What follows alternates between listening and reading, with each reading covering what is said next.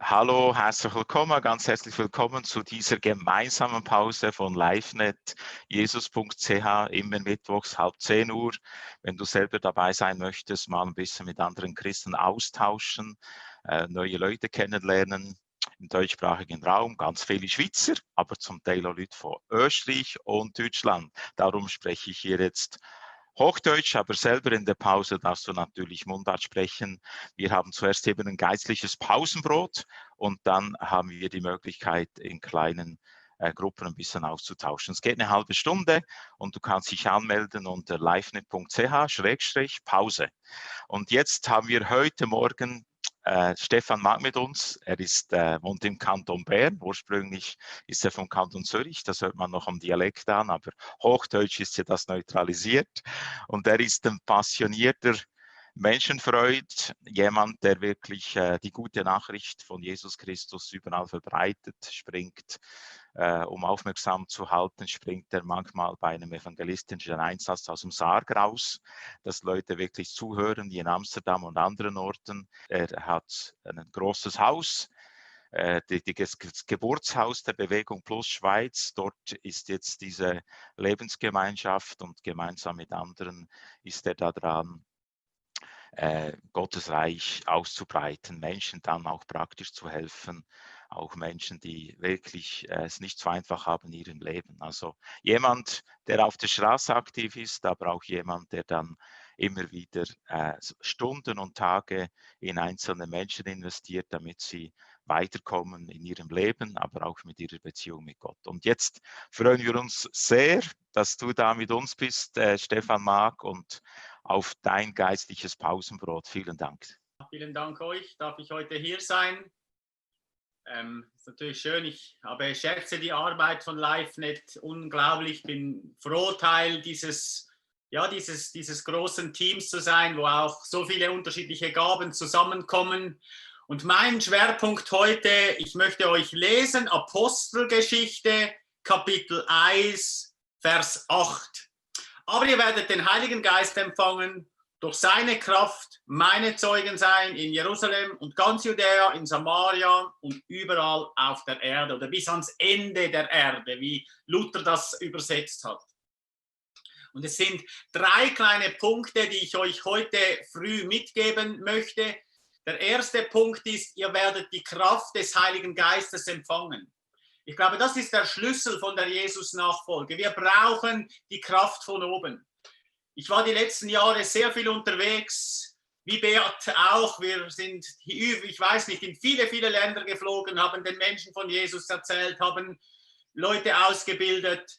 Und ich habe im Frühling, als die Corona-Zeit kam, war ich so richtig, ich war ausgepowert. Ich war das aber schon sehr wahrscheinlich schon länger.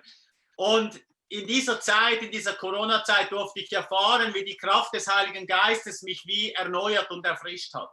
Und ich glaube, das ist mein erster Punkt. Du brauchst die Kraft des Heiligen Geistes, um ein unbalanciertes Leben zu führen. Weil wenn du Jesus nachfolgst, dann bist du nicht berufen, ein balanciertes Leben zu leben, sondern ein unbalanciertes. Was heißt das? Das heißt, es wird Tage geben, die sind sehr streng. Und es wird Tage geben, da darfst du einfach in der Präsenz Gottes sein. Da gehst du spazieren im Wald oder malst oder was auch immer dein Herz dich näher zu Gott bringt.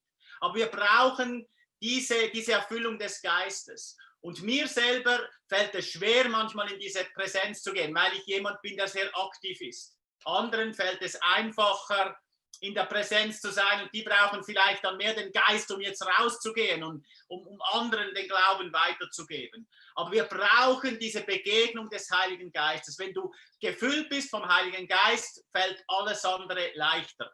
80% der Kommunikation ist nonverbal, also nicht gesprochen.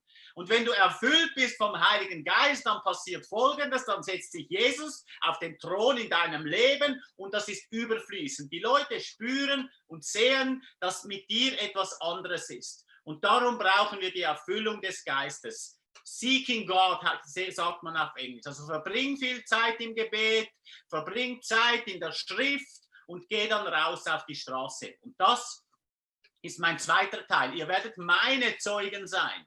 Ein Zeuge gibt weiter, was er gesehen, gehört, gerochen, geschmeckt, geschaut oder gelesen hat. Und wenn wir über den Glauben sprechen, dann geben wir primär unser Zeugnis weiter oder wir berufen uns auf die Bibel. Wie Billy Graham immer sagte, the Bible says, die Bibel sagt. Das kann ein Zeuge sagen. Ich habe gelesen, die Bibel sagt dies und das. Und sonst müssen wir weder Gott anklagen noch Gott verteidigen. Das können wir ihm überlassen. Wir sind keine Ankläger und keine Verteidiger, wir sind Zeugen. Dein Zeugnis zählt, deine Geschichte. Vielleicht bist du immer gläubig gewesen und sitzt da und denkst, ja, ich habe ja kein Zeugnis, ich hätte gerne, aber ich war ja immer bei Jesus. Halleluja, das ist eine der ganz großen Lügen. Wenn du immer bei Jesus warst, ist das ein gewaltiger Segen, weil alle, die irgendwo davongelaufen sind, die nehmen auch, ja, das sind auch negative Erfahrungen, die man gemacht hat. Und ich wünsche mir nichts sehnlicher für meine Kinder, als dass sie immer bei Jesus bleiben. Also auch deine Geschichte zählt. Vielleicht hast du irgendetwas erlebt, so ein Lebensthema. Jeder Christ hat irgendein Lebensthema. Vielleicht wurdest du aus Depressionen geheilt. Vielleicht warst du religiös und hast aus dem Gesetz gelebt. Vielleicht warst du irgendwo komisch sonst unterwegs und Jesus ist dir begegnet. Oder vielleicht als Kind schon ist dir Jesus begegnet und hat dir diese kindliche Liebe gegeben. Dein Zeugnis zählt. Das Wichtige ist, dass du kurz altes Leben und viel neues Leben erzählst, wenn du eben nicht gläubig aufgewachsen bist.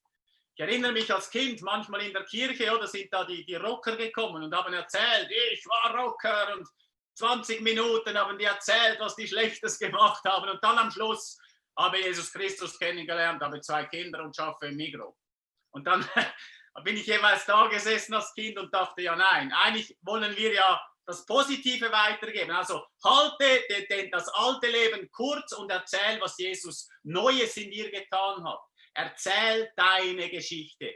Deine Geschichte zählt. Ein Zeuge gibt weiter, was er erlebt hat.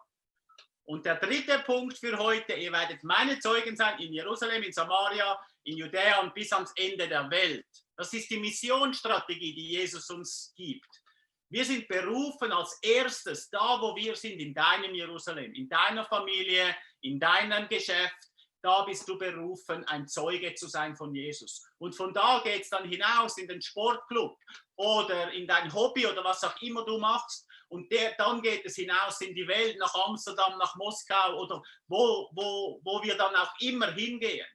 Aber ich glaube, es funktioniert nicht umgekehrt. Du kannst nicht irgendwie in ein Camp gehen und denken, wenn ich dann in Albanien bin, dann werde ich ein feuriger Evangelist. Nein, du nimmst dich selber nämlich mit im Flugzeug. Darum hat Jesus gesagt, sei mein Zeuge in Jerusalem, da wo du bist, in deiner Familie. Und von da geh weiter, weil so, glaube ich, hast du ein authentisches Jesus-Nachfolgeleben.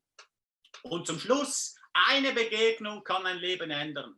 Ich hatte in der Türkei, hat der Geist mir gesagt, Stephan, geh in ein Café. Ich bin dann nicht ins Café, ich bin zuerst 2 Stunden rumgelaufen und wollte mit den Menschen sprechen. Das ist überhaupt nicht gegangen. Die Türkei, Istanbul ist ein toller Ort, tolle Menschen, aber auch sehr herausfordernd. Zum Schluss bin ich dann wieder an dieser Bar vorbei und der Geist Gottes hat gesagt, geh rein, trink einen Kaffee.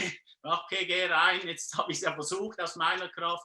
Und drin habe ich Leute getroffen und ich konnte ihnen mein Zeugnis weitergeben. Und ich fange immer an, indem ich sage, hallo, ich hatte eine spirituelle Erfahrung. Und dann sagen die meisten Leute auf der ganzen Welt, das ist spannend, erzählen sie mehr. Und dann kommt sofort der Name Jesus. Ich erzähle, was Jesus in meinem Leben getan hat. Wir durften beten für diesen Mann und wir haben uns ausgetauscht auf Facebook und ich bin zurück in die Schweiz nach einigen Tagen. Und ein paar Wochen später hat der Mann mir auf Facebook geschrieben, hey Stephan, vielen Dank für das Kaffee, ich bin jetzt auch ein Nachfolger von diesem Jesus. Und das hat mich begeistert, wie einfach eine kurze Begegnung, geführt vom Geist, Zeugnis erzählen, ein Gebet, ein Menschenleben ändern kann. Selbstverständlich braucht es dann Jüngerschaft und jemand, der einem an die Hand nimmt und das Stück Weg geht. Aber so das Erste ist eben die Begegnung mit Gott. Erstens, du brauchst die Erfüllung des Geistes, seeking God, nimm dir Zeit, um mit Gott zu verbringen. Zweitens, dein Zeugnis zählt. Und drittens, unser Auftrag, die frohe Botschaft weiterzugeben, fängt überfließend in uns an und geht von deiner Familie, in dein Umfeld, in deine Firma und von da in die Welt wo der Herr dich immer hinsendet. Vielleicht kannst du noch sagen, du bist jetzt neu regelmäßig auch in Bern. Wann Ja. finden die Einsätze statt und wenn man teilnehmen will, wo kann man sich melden oder wo ist der Treffpunkt? Ja, genau. Wir haben ganz neu, weil ich ja so viel in der ganzen Welt rumgeflogen bin, hat der Geist oder Jesus gesagt, hey Stephan, du musst da, wo du bist, jetzt wieder was tun. Und so treffen wir uns jeden zweiten Donnerstag um 18 Uhr im Livenet-Büro und wir gehen dann kreativ raus mit einfachen Mitteln, wo wir die Leute ansprechen. Wir machen Kunst, wir haben ein Holy Spirit-Team, wir dienen den Menschen. Und nach dem Einsatz, jetzt machen wir nach den Sommerferien, fängt dann das an, wollen wir eben auch gleich mit Jüngerschaft anfangen. Das heißt, die Leute, die du ansprichst, kannst du gleich einladen zum Kaffee und mit ihnen dann über Jesus diskutieren und Freundschaft schließen. Weil wir glauben, dass Evangelium ganzheitlich ist. Darum komm mit, Donnerstag jeweils 18 Uhr bis etwa 20 Uhr. Das Gleiche gibt es auch in Zürich und in Winterthur, wo ein zweites Team von uns jetzt auch regelmäßig rausgeht.